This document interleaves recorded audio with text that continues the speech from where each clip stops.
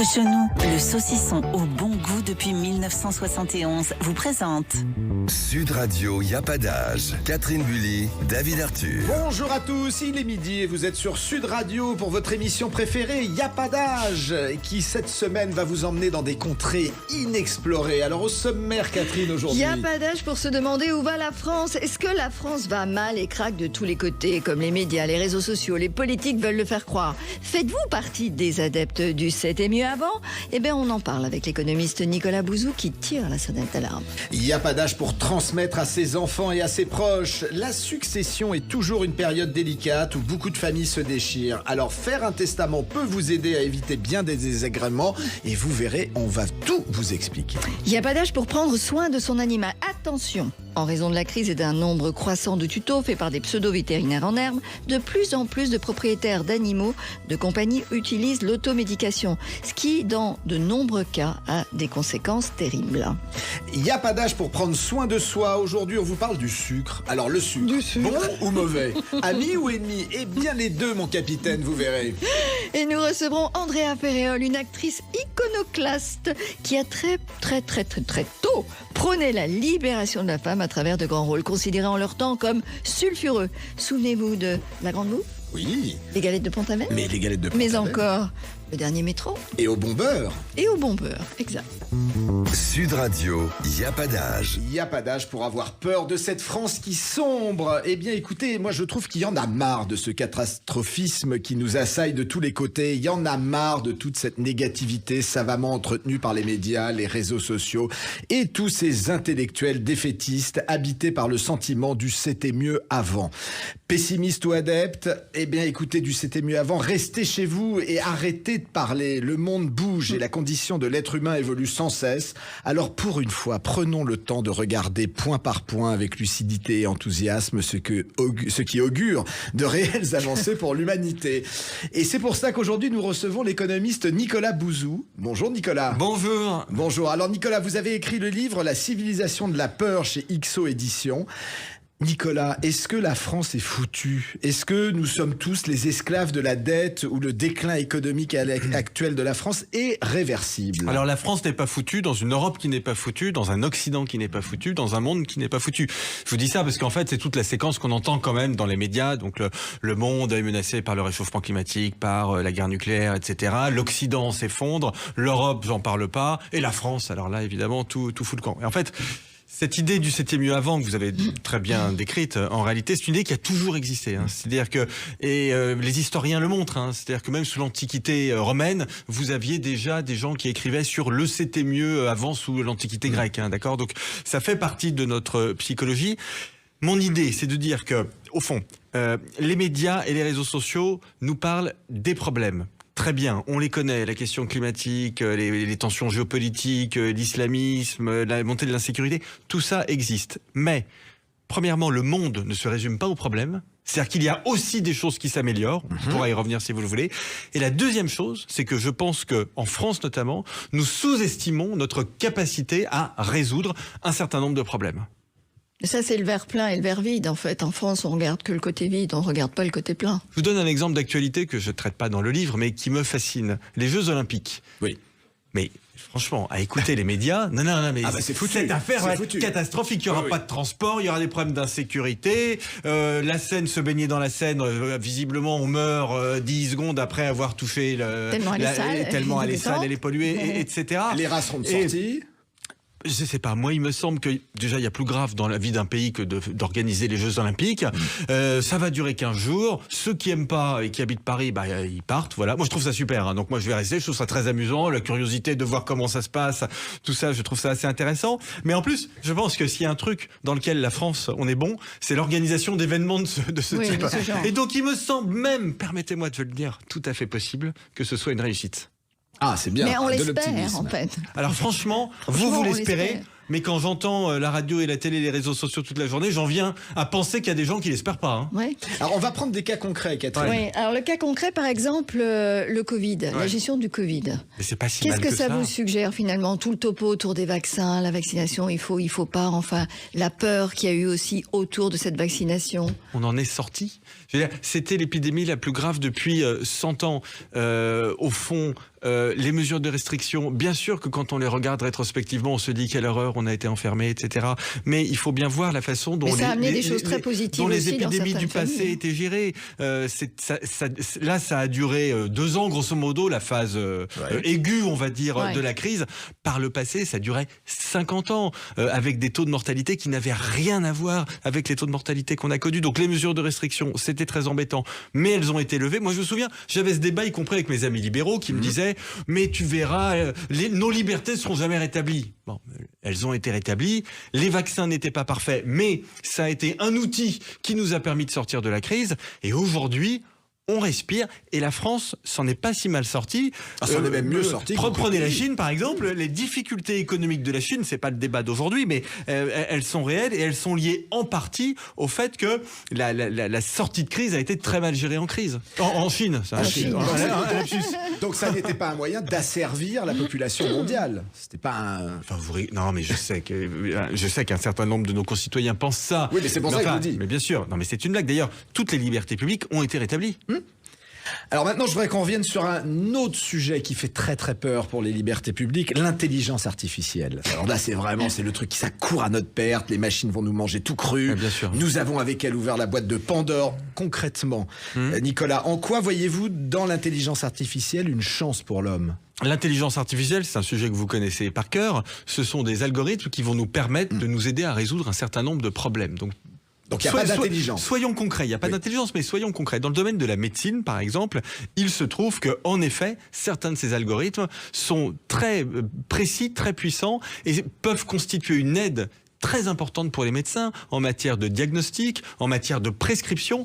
Donc c'est un outil qui est formidable. Donc la question n'est pas de se dire est-ce que l'intelligence artificielle va tuer les médecins ? La réponse est non. Le sujet, c'est de se dire comment aujourd'hui, la médecine, les médecins peuvent utiliser l'intelligence artificielle pour être plus efficaces, pour voir plus de patients, parce qu'on a un problème de déserts médicaux. Peut-être que l'intelligence artificielle, c'est un élément de réponse, pas le seul, mais c'est un élément de réponse par rapport à ça. Et donc, au lieu de se faire des films sur cette intelligence artificielle qui va, je sais pas quoi, se retourner contre nous, nous exterminer, etc. Tout ça, c'est de la science-fiction, donc on s'inquiète pas avec ça.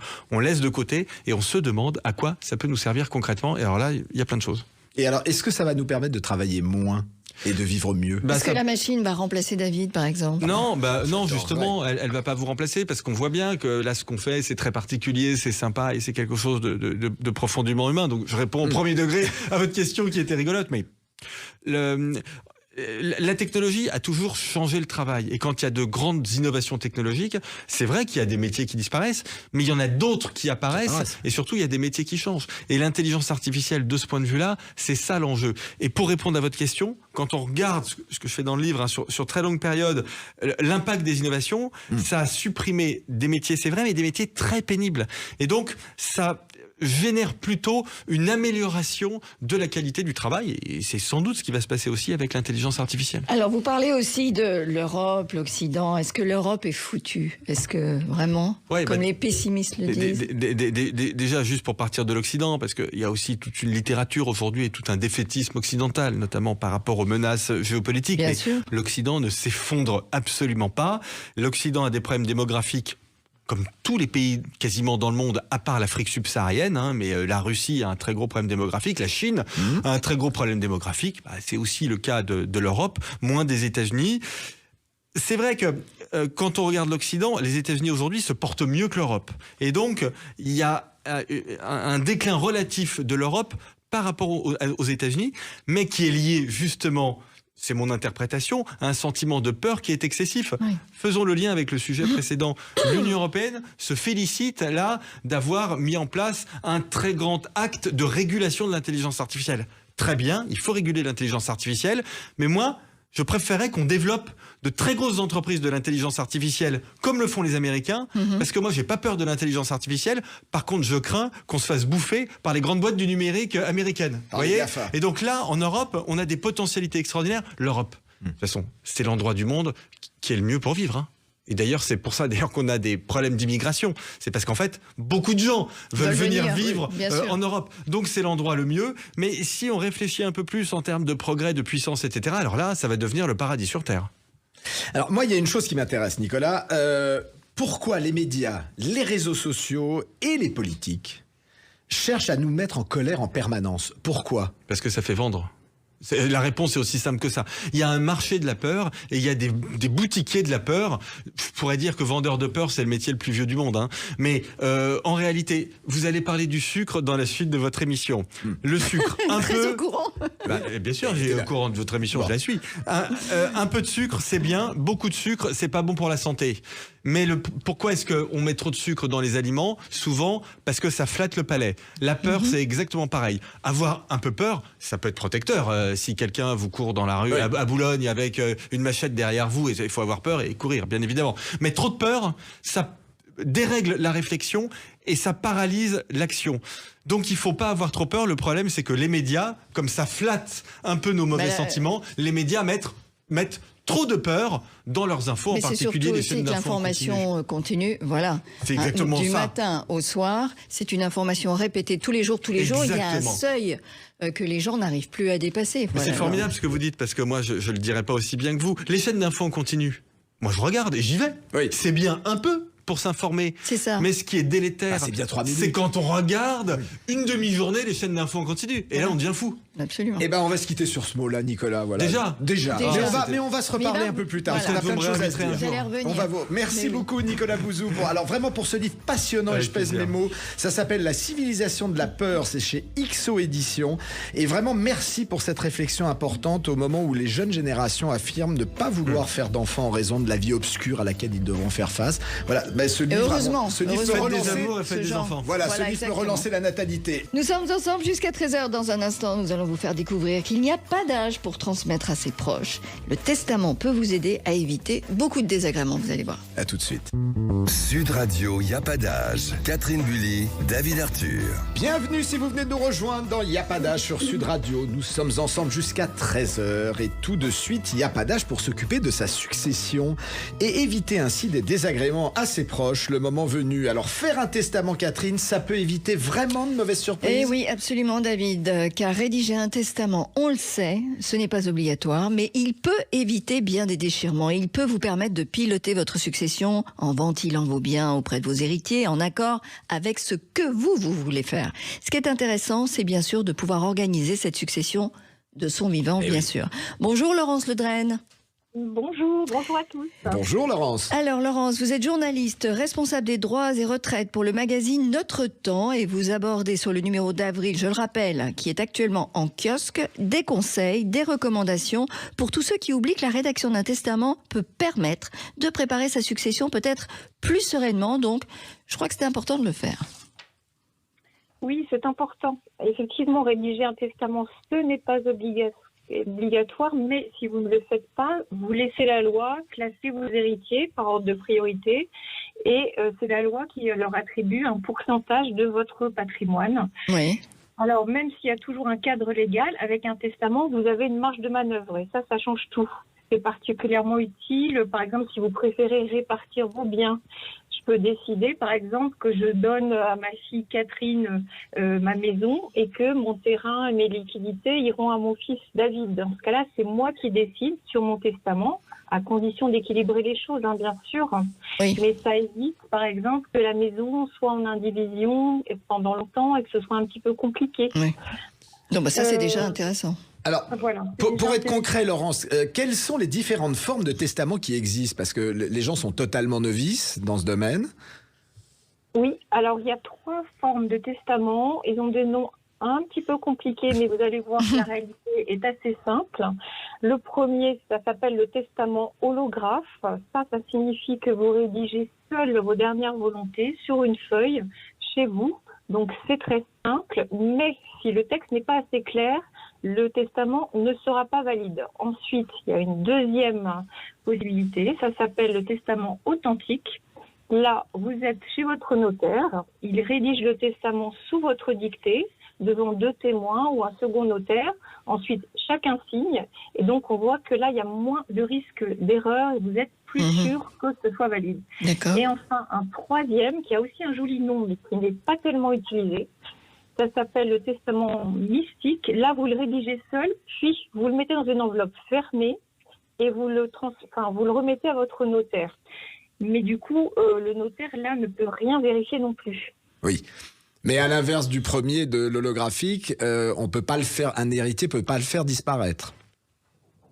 Non, c'est plus sûr de faire le testament authentique, c'est-à-dire celui qui sera rédigé avec les conseils de votre notaire et gardé chez votre notaire. Donc c'est quand même la deuxième possibilité qui est la plus sûre, le testament authentique.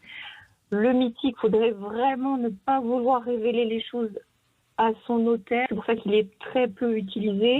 Celui qui est le plus sûr, c'est le deuxième, parce qu'on a un conseil sur la validité et on est sûr qu'il ne va pas rester caché juste pendant la nuit des temps dans votre tiroir d'une commode bloquée. Alors, quand on rédige un testament, est-ce qu'il y a, Laurence, des pièges qu'il faut éviter? Parce que vous me parliez notamment, en ce qui concerne les dernières volontés, qu'il ne faut pas confondre et qui ne font pas partie du testament, concernant les obsèques, par exemple. Voilà, il y a déjà cet aspect-là de ne pas confondre les éventuels souhaits qu'on peut avoir concernant ces obsèques. On peut les écrire sur une lettre qui sera à part. Ça peut être une bonne idée, par exemple, de la glisser dans son livret de famille, parce que c'est souvent la première chose qu'on cherche quand c'est un décès. Et donc, ça sera retrouvé à temps. Alors que si on en parle dans son testament, ce document sera ouvert après les funérailles, donc c'est trop tard. Alors, il y a une autre chose importante. Il y a aussi une petite chose que je voudrais ajouter, si c'est possible, c'est que quand on fait son testament tout seul, il faut vraiment tout écrire à la main. Si vous le faites sur un ordinateur, ça ne marche pas. Valable. C'est pas valable. Ah, mais ça, c'est très important de le savoir. Très important. Alors, une autre chose, Laurence, une fois qu'un testament a été rédigé, est-ce qu'on peut facilement le modifier tout au long de sa vie? Voilà, parce qu'on sait que la vie peut évoluer, les liens peuvent évoluer. Oui, tout à fait. On peut vraiment faire ce qu'on veut. On peut l'annuler carrément. On peut le refaire à tout moment. Soit on peut décider d'ajouter un petit élément. À ce moment-là, ça va venir comme sur une sorte d'avenant. Ça s'appelle un codicille. Soit on peut le refaire carrément. Et là, c'est peut-être mieux parce que c'est plus clair. Et là aussi, il y a encore un piège. C'est très important d'écrire une petite phrase qui dit « ce document annule et remplace tous les testaments antérieurs ». Alors ça, c'est une phrase très importante. Voilà, comme ça, il n'y a pas d'ambiguïté sur un testament qui resterait, qui serait antérieur, qui serait retrouvé après. Il faut vraiment bien dater les choses et écrire cette phrase, c'est très important. Là, c'est encore une fois, quand on le fait seul, si on a le conseil d'un notaire, on est plus en sécurité. Mais je reviens sur ce que vous disiez tout à l'heure, parce que c'est une question qui est souvent posée. On est d'accord que le testament a la même valeur qu'il ait été rédigé avec un notaire ou qu'on l'ait fait seul chez soi. Oui, vous avez raison, Catherine. En théorie, c'est la même valeur. D'accord. Okay. En pratique, il y a tous ces risques qu'on a un petit peu évoqués, et donc il y a quand même des risques d'avoir un document invalide si on est trop flou aussi. Vous voyez, si j'écris je lègue tel objet à ma nièce, il peut y avoir une ambiguïté. Quelle nièce? Donc il faut aussi être très précis. Ça aussi, c'est un piège. Si je lègue un objet, il vaut mieux que je peux, par exemple, joindre une photo. Comme ça, il n'y a pas d'ambiguïté. Le notaire va savoir exactement de quoi il s'agit. Voilà. Oui, puis ça clôt la question de la contestation. Une autre chose, Laurence, quand on couche une personne sur un testament, est-ce que c'est important de la prévenir, cette personne? Alors, premièrement, vous n'avez aucune obligation. Là-dessus, il y a différentes écoles. Certains notaires recommandent d'en parler à ses enfants pour que tout soit hyper clair dans la famille. Et d'autres estiment qu'il vaut mieux garder le silence, que ça évite d'influencer les héritiers, que ça évite d'envenimer les choses si jamais on décide de modifier son testament. C'est vraiment en fonction de la situation. Si vous décidez de garder le silence, vous pouvez aussi confier une lettre, donc séparée de votre testament, au notaire pour vous expliquer pourquoi vous avez pris telle ou telle décision. Et cette lettre sera lue au moment de l'ouverture de la succession. Et donc, vos héritiers pourront peut-être comprendre un peu mieux les choses. D'accord. Juste une petite question rapide. Dans beaucoup de familles, c'est un sujet un peu tabou. Et les enfants n'osent pas forcément en parler à leurs parents. Or, il s'avère qu'il est toujours intéressant, en fait, de préparer les choses un petit peu à l'avance. Quels conseils vous pourriez donner, justement, à tous ceux qui ont un peu peur que ça crée un déchirement d'aborder ce sujet ? Alors, c'est vrai qu'en parler en famille, ça peut être une bonne idée. C'est parfois difficile, mais ça permet quand même de comprendre le point de vue des parents, le point de vue des enfants. On peut aborder la question sous prétexte d'une lecture. Par exemple, vous pouvez dire, tiens, j'ai lu un article dans Notre Temps qui parle de succession, ou j'ai lu le guide héritage et succession de Notre Temps, ou en écoutant quelque chose à la télévision ou à la radio. Et voilà, c'est l'occasion d'en parler. Et puis, ça peut aussi se conclure par quelque chose de tout à fait sympathique. C'est par exemple décider de faire une donation à ses enfants au moment où ils se lancent dans la vie. Plutôt que d'attendre le moment où on hérite. Aujourd'hui, on hérite à 60 ans. Et donc, se dire, on peut peut-être faire une donation à nos enfants. On profite de l'abattement fiscal qui est quand même de 100 000 euros par parent et c'est par clair. enfant. Ça se renouvelle tous les 15 ans. Donc, on n'est pas obligé d'être âgé pour y penser déjà. Mais toutefois, il faut bien veiller à ne pas se démunir, parce que la vie est longue, donc aider ses enfants c'est bien, mais il faut aussi penser à soi.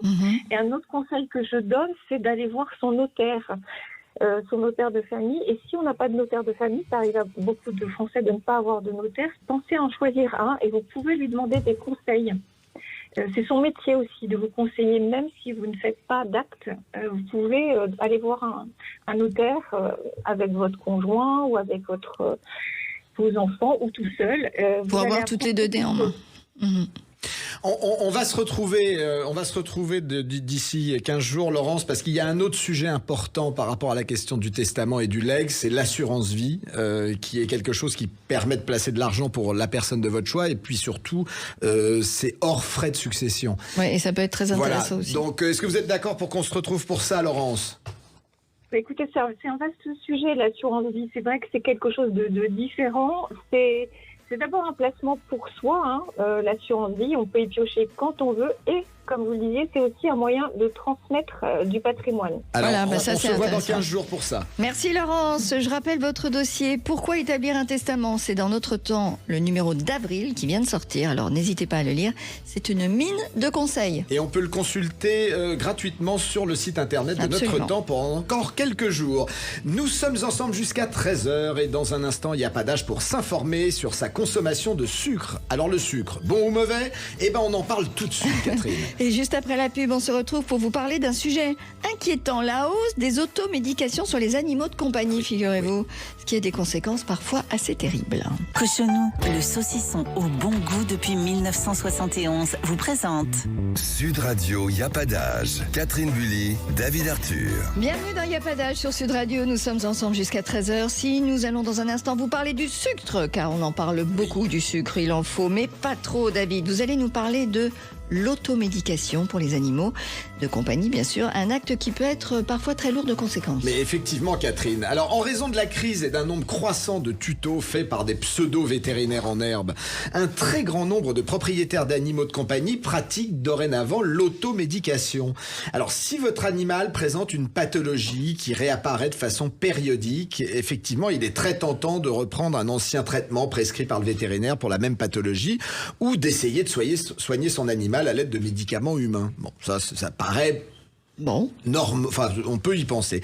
En fait, il faut surtout garder à l'esprit que tout le médicament peut engendrer divers effets secondaires et que effectivement, il y a des comme sur nous, il y a des contre-indications. Et pour faire la lumière sur cette pratique qui devient quand même très inquiétante, nous avons avec nous aujourd'hui Laetitia Barleron, vétérinaire à Paris et notre spécialiste du comportement animal. Bonjour Laetitia. Bonjour Laetitia. Bonjour à vous deux, bonjour à tous. Bonjour. Alors Laetitia, quelles sont les principales erreurs commises quand on essaye l'automédication ? C'est de croire tout simplement que ce qui est bon pour nous, voire pour notre enfant, voire pour notre nourrisson, est bon pour son animal. Et ça, c'est vraiment la base. C'est vraiment l'erreur première que l'on fait. Et puis aussi croire que les chats et les chiens peuvent prendre le même médicament, ce qui n'est pas le cas, parce que nous sommes dans deux espèces différentes. Et cela conduit à une intoxication potentiellement mortelle quand même, faut le savoir, car la sensibilité à un médicament est différente selon l'espèce. l'efficacité aussi est différente, la posologie aussi est différente. Donc si on joue à l'apprenti vétérinaire, eh ben on risque quand même de mettre en danger la vie de son animal. D'accord. Alors un médicament donc qui est bien toléré par une espèce peut ne pas l'être par une autre. Et est-ce qu'il y a aussi des sensibilités différentes au niveau des différentes races d'animaux? Oui, aussi. Alors par exemple, prenons l'espèce humaine et prenons le chien et le chat. D'accord. Prenons le paracétamol, c'est-à-dire le Doliprane. Alors c'est vrai que on en donne pour contre la fièvre, etc., quand on n'est pas trac, et on en donne même aux nourrissons. Donc on se dit, si on en donne aux nourrissons, on peut en donner aux chiens et aux chats. Alors que le paracétamol est un vrai poison pour le chat et le chien. Par exemple, vous donnez un sachet pour nourrisson à un chat, vous pouvez le tuer. Vous donnez un comprimé d'1 gramme à un bichon, vous pouvez le tuer. Donc, il faut être très attention. Et c'est pareil pour l'aspirine et l'ibuprofène. Vous savez, l'Advil, qu'on appelle l'Advil. Et ben même à faible dose, ces anti-inflammatoires peuvent créer des ulcères gastriques chez le chat et le chien, avec des vomissements, etc. On peut même avoir des reins qui sont bloqués. On peut même avoir des convulsions. Donc, faites très attention à ça. C'est vraiment, il ne faut pas donner son médicament à son animal. Et puis faites attention aussi entre les animaux. Je dis, par exemple, un antipuce pour chien peut tuer un chat. C'est-à-dire, on se dit, le spray antipuce que je mets à mon chien qui lui fait, qui est bien toléré, peut, par exemple, la permétrine, tuer un chat. Ouais. Tout comme un antipuce qui est très bien pour le chat ou le chien peut tuer un lapin. Vous voyez ? Il faut vraiment respecter ça. Oui. Mais oui. Et il faut savoir quand même que le Doliprane et l'ibuprofène sont responsables de 40% des intoxications graves chez le chien et le chat. Donc, ne donnez pas votre médicament à votre animal. Alors, concernant les races, il y a aussi des races qui sont assez particulières, qui ont ce qu'on appelle une mutation génétique MDR1, qui est une mutation qui fait qu'elles sont intolérantes à certains médicaments qui sont bien tolérés par d'autres chiens. Donc c'est surtout tout ce qui est berger australien, enfin tous les bergers à pattes blanches, comme je dis souvent, berger border collie et tout. Faites très attention, ces chiens-là peuvent être très sensibles à des médicaments qui sont normalement bien tolérés par les chiens. Donc là aussi, faites très attention.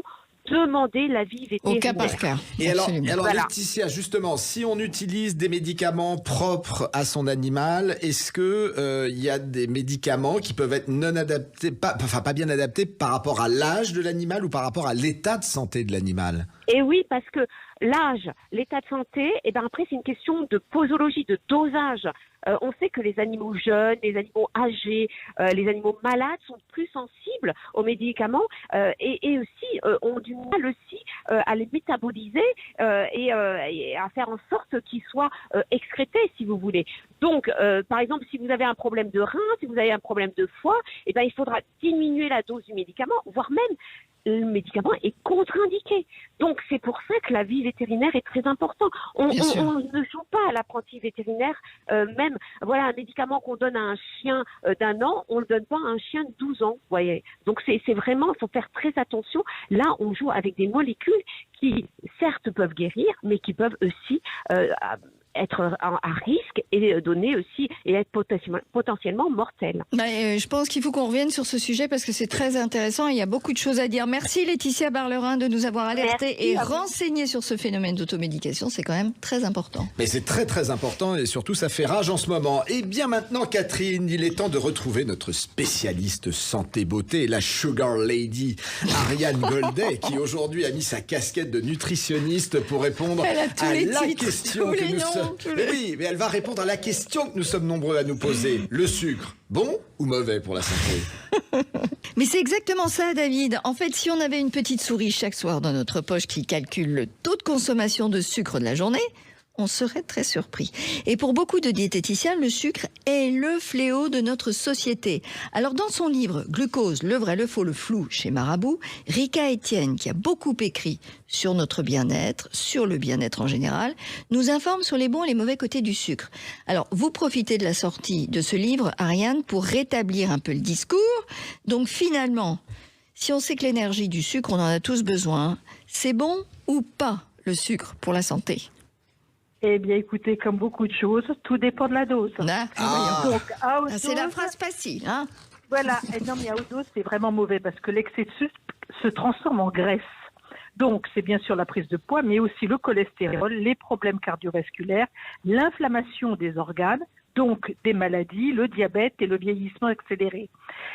Ce qui explique pourquoi il faut avoir une alimentation pauvre en sucre. Je ne dis pas sucrée, mais faire attention à ne pas manger trop de sucre. Et pour cela, les spécialistes ont établi un indice glycémique, c'est-à-dire un indicateur entre 0 et 100 pour chaque aliment. Oui, mais alors Ariane, justement, vous nous parlez de l'indice glycémique. C'est une notion qu'on trouve effectivement dans nos examens sanguins, qu'on trouve sur certains produits. Concrètement, de 0 à 100, ça veut dire quoi? Parce que moi, j'y comprends rien. Alors, d'abord, il y a deux choses différentes à ne pas confondre. La glycémie qui est indiquée dans les analyses de sang, c'est le taux de sucre dans le sang à un temps donné. Maintenant, l'indice glycémique, c'est un indicateur qui va, comme vous le dites, de 0 à 100 et qui représente la rapidité avec laquelle les glucides consommés que vous avez mangés vont arriver dans le sang. Et donc, on va aller chercher des aliments qui sont peu sucrés ou qui vont diffuser doucement leur sucre dans le sang pour, si vous voulez, avoir un indice glycémique régulier et éviter les pics d'insuline. Parce que je vous rappelle que le pic d'insuline, je vous fais le tableau. Vous mangez un bonbon en sucre, ce qu'il y a de pire. Indice glycémique supérieur à 70. Il passe vite dans le sang, très vite dans le sang. Aussitôt, le pancréas tente de réguler cet apport important. Il déclenche un pic d'insuline.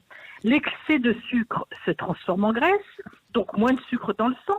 Très vite, vous manquez d'énergie, vous êtes fatigué, alors vous avez faim, vous êtes irritable, vous remangez, envie de sucre, vous remangez du sucre, repic d'insuline. Et en fait, c'est ce cycle infernal qui fait qu'on prend du poids et qu'il faut privilégier les aliments à indice glycémique bas pour éviter la montagne russe. Bon, ok, mais alors les aliments à indice glycémique bas, c'est quoi? Ce sont lesquels? Alors, c'est toujours les fruits et les légumes, les légumineuses, vous savez, les lentilles, les flageolets, les pois chiches, les haricots, les céréales. Et ce qui veut dire, attendez, indice glycémique bas, ça ne veut pas dire que vous pouvez manger des tonnes. Vous voyez, oui, il faut quand même faire attention. Oui. Alors, les autres aliments, viande, œufs, fromage, poisson, charcuterie, ne sont pas concernés car ils n'apportent pratiquement pas de sucre. En revanche, ils apportent des graisses saturées. Le saucisson, Alors, on évite surtout les aliments à indice glycémique très élevé, supérieur à 70. Et ça, vous imaginez bien que c'est le sucre de table, le cassonade, de sucre glacé. Les jus de fruits industriels, ça c'est catastrophique. Les nectars de fruits, le miel, les sirops, les sucreries, l'alcool, les céréales soufflées. Et tout ce qui est baguette normale, pain blanc, riz blanc, chips, pommes de terre en purée. Et vous avez au milieu des aliments à indice glycémique modéré. Entre 5 et 70, c'est la betterave cuite, le pain complet, les flocons d'avoine et tout ça. Tout ça est dans le livre, vous avez une table pour vous rendre à peu près compte des indices glycémiques de chaque aliment. Très rapidement, Ariane, en 2 mots, est-ce qu'il y a eu des astuces pour ralentir la diffusion du sucre dans le sang? Oui, vous mangez des fibres. Ça réduit. Vous faites une cuisson al dente. Vous préférez le froid pour tout ce qui est pommes de terre, riz de pâte et riz pâte.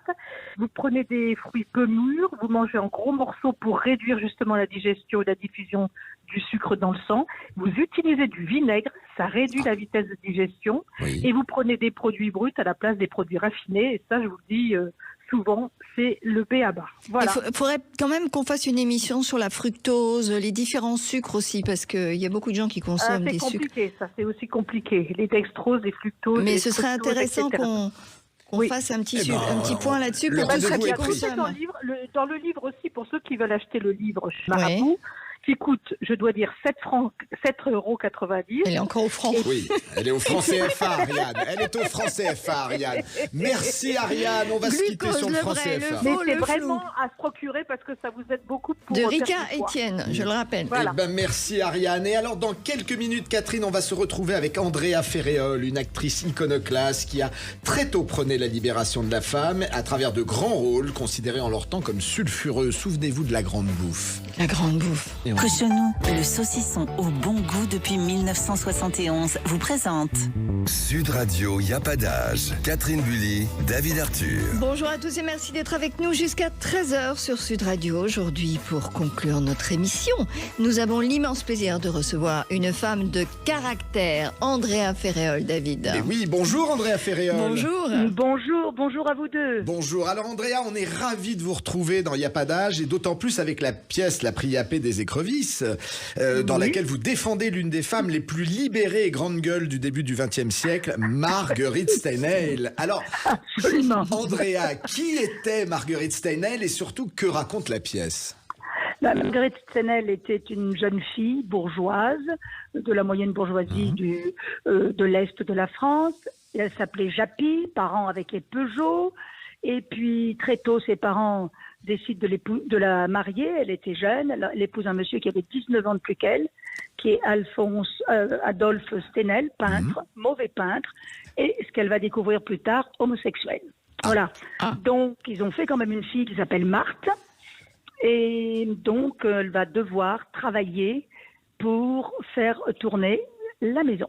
Mais cette jeune femme décide de vendre son corps, mais pas à n'importe qui. Alors, elle aimait beaucoup l'argent, beaucoup l'argent. Là, je parle beaucoup d'argent dans la pièce. Oui. Et donc, elle va être la maîtresse de tous les ministres, du roi du Cambodge, d'Aristide Briand, de Zola, de Lautrec, et son ministre et son amant le plus célèbre, bien évidemment, Félix Faure.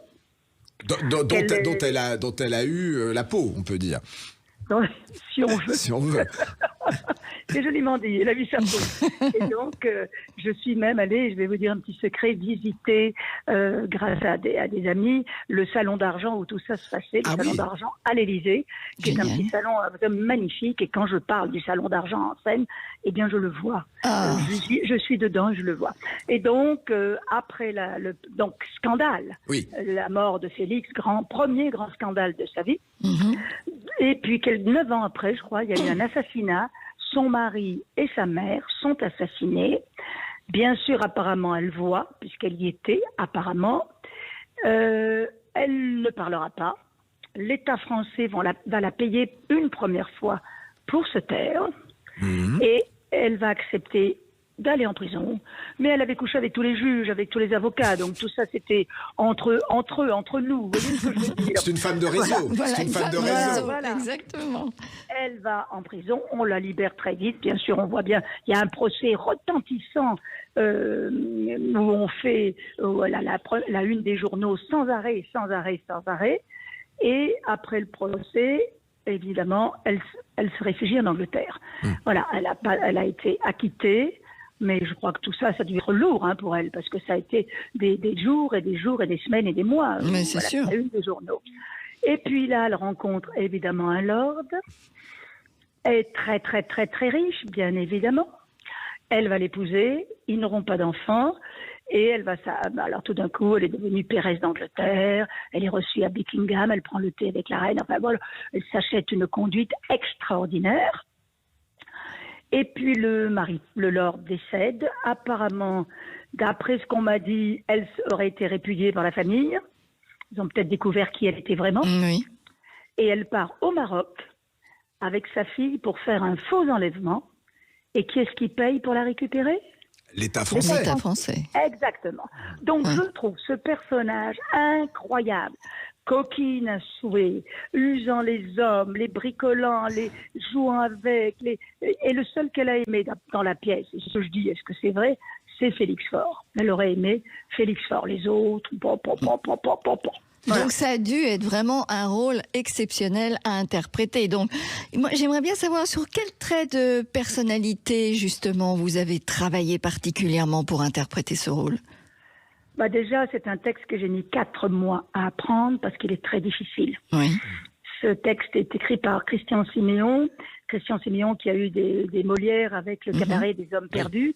Donc, il a une écriture riche, forte, très imagée, mais je saute beaucoup du coq à l'âne. Alors, si tu oublies un mot, si tu sais pas ce qui vient après, t'es un peu, un petit peu dans l'ennui. Donc, j'ai travaillé 4 mois à essayer de comprendre cette femme. Et ce que j'ai compris, en fait, il me semble, c'est que c'est l'argent qui l'a motivé beaucoup. L'argent. Voilà, oui. Et là, le prétexte, c'est de faire les écrevisses à la présidente, qu'aimait beaucoup Félix, soi-disant, et pour parler et de politique, Félix, et de cuisine un petit peu. Voilà, mais surtout de sexe. Car les écrevisses, vous verrez si vous venez, ça ressemble à mon mari. Ben voilà.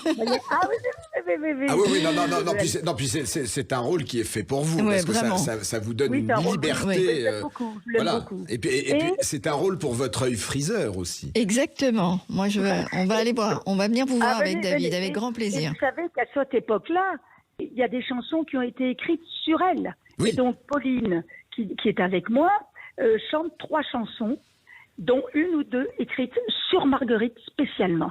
Elle était super célèbre, dans le mauvais côté, mais en fait, elle a été super célèbre. Voilà. Ah bah c'est la Pompadour, c'est la Pompadour de la Troisième République. Exactement. Il y a une chose se croyait se croyait César, il est mort Pompée. Il est mort Pompée, tout à fait. La célèbre phrase sur la fin de Félix Faure. Il y a une chose, Andrea, qui m'intéresse beaucoup par rapport à ce que vous venez de dire et par rapport à cette femme que vous défendez tous les soirs. C'est vous avez à maintes reprises dans votre carrière pris le risque de défendre la liberté et les droits des femmes à disposer de leur destinée et de leur corps. Oui. Quel regard vous portez sur le mouvement MeToo qui s'empare du cinéma ? Écoutez, moi je vais vous dire, si ces femmes, elles ont souffert dans leur corps, et donc dans leur esprit, c'est qu'elles parlent, je trouve ça très bien. Il faut que la justice réellement fasse son travail, mais vraiment, que ça attende pas des années, des mois et des mois et des années. Moi je vais vous dire pourquoi, je comprends très bien. Il ne m'est rien arrivé de ce genre de choses, sauf une petite chose dans ma vie, de tournage de comédienne. Si vous voulez, je vous la dis. Ah bah avec plaisir. Allez-y. Voilà, mais que j'ai réglé assez vite. J'étais en train de tourner avec Roger Hanin. Il y avait une scène de tendresse dans le lit, le couple, au bon beurre, qui était une série culte à une époque en 1980. Et puis avec Jean-Claude Dauphin. Que je salue au passage. Avec plein de gens formidables. Catherine Arditi, enfin tout. Et dans la scène de tendresse, j'étais un peu coincée. Puis à un moment, il me fait un baiser. Comme on fait des baisers au cinéma. Lui, il n'a pas fait un baiser de cinéma, il a fait un baiser avec la langue. Je me suis raidie. Molinaro ne comprenait pas pourquoi j'arrivais pas à faire une scène de tendresse. Il me disait, mais enfin, la tendresse, Andrea, la tendresse. Alors je lui ai dit, excusez-moi, il faut que j'aille aux toilettes. J'ai pris sa première assistante, qui était sa femme. Elle est venue avec moi. J'ai dit, voilà ce qui vient de se passer. Dis à ton mari, dis à Doudou que je peux pas. Alors, je suis remontée comme si rien n'était. Je me suis remise au lit. Elle lui a parlé 2 minutes et il m'a plus demandé trop de tendresse. Et on a continué la scène et Roger s'est arrêté. Est-ce qu'il avait compris que, mais j'ai coupé court. Voilà. Mais je comprends d'autant plus que j'avais une amie qui, malheureusement, s'est suicidée, qui était une très belle femme, qui s'appelait Capucine. Je pense que vous oui, tout à fait. Pas qui c'est, mais si, vous tout le savez à fait. très bien. Si, tout à fait. Capucine allait dormir chaque année, au moment de novembre, un petit peu avant Noël, elle allait dormir en clinique. Et un jour, je lui ai dit, mais enfin, pourquoi tu vas dormir chaque année à la même période? Et elle m'a expliqué que quand elle était petite fille, son oncle la violée souvent, en lui disant, je te préviens, si tu parles, je te tue. Bien sûr, elle n'a pas parlé. Elle a gardé ça au fond d'elle. Et chaque année, elle a gardé ce conflit toute sa vie. Voilà. Mon Dieu. Et elle allait dormir jusqu'à... Et là, j'ai compris. Donc, je comprends d'autant plus grâce à mon amie. Bien sûr. Bien sûr. La douleur de ces femmes qui ont été violées, qui ont eu des attouchements et qui osent le dire des années après, je comprends d'autant plus que Capucine, en 1989, s'est suicidée. Oui. Parce que c'était devenu insupportable. Bien sûr. Bien sûr. Voilà. Voilà ma position. En tout cas, voilà. en ce qui vous concerne, moi j'ai toujours l'impression de vous voir sourire, de voir vos grands yeux bleus, vos grands yeux ouverts sur le monde. Et pourtant, on a tous des passages dans la vie qui sont difficiles. Quel est le secret? Qu'est-ce que vous vous dites quand vous vous levez le matin? Il y a une petite étoile qui brille et qui vous dit ça va être une belle journée. Du coup, vous gardez le sourire et l'œil pétillant toute la journée? Alors, moi, je vais vous dire, je suis très positive et très optimiste. Et j'aime par-dessus tout la vie. Pour moi, c'est la chose la plus extraordinaire. Mais vraiment, à tel point que j'ai toujours dit à mes amis, sachez que le jour de mon enterrement, la personne la plus triste, ce sera moi. Oui. Dans ma caisse, ce sera moi. Et dire qu'il faut quitter tout ça. Voilà. Pardon? Non, et dire qu'il faut quitter tout ça. Voilà. Et bon, donc je me dis, c'est une nouvelle journée qui commence et j'ai beaucoup de projets. suis quelqu'un qui travaille beaucoup, j'adore le travail, j'adore apprendre des textes et des projets. Donc voilà, moi c'est ça qui est mon moteur quotidiennement, quoi. Mais continuez, Eh ben, il faut continuer écoutez, comme ça. Merci beaucoup, Andrea. Parce que c'est un plaisir Voilà. pour nous. Et j'espère vous voir à la Priapé quand même. Mais on va vous venir, allez c'est nous voir. promis. J'étais venu il y a 2 ans à Avignon vous voir. Voilà. Mais je vais venir vous Non, voir. vraiment. Alors Ouais. effectivement, je le rappelle, vous êtes Andrea Ferréol dans la pièce La Priapé des écrevisses. C'est à 19h30 au théâtre Les Enfants Terribles. Dans le 9e. Dans le 9e arrondissement à Paris. Mais foncez voir cette pièce. Ouais. C'est un pur moment de bonheur et Andrea est magistrale. Magique dans ce rôle.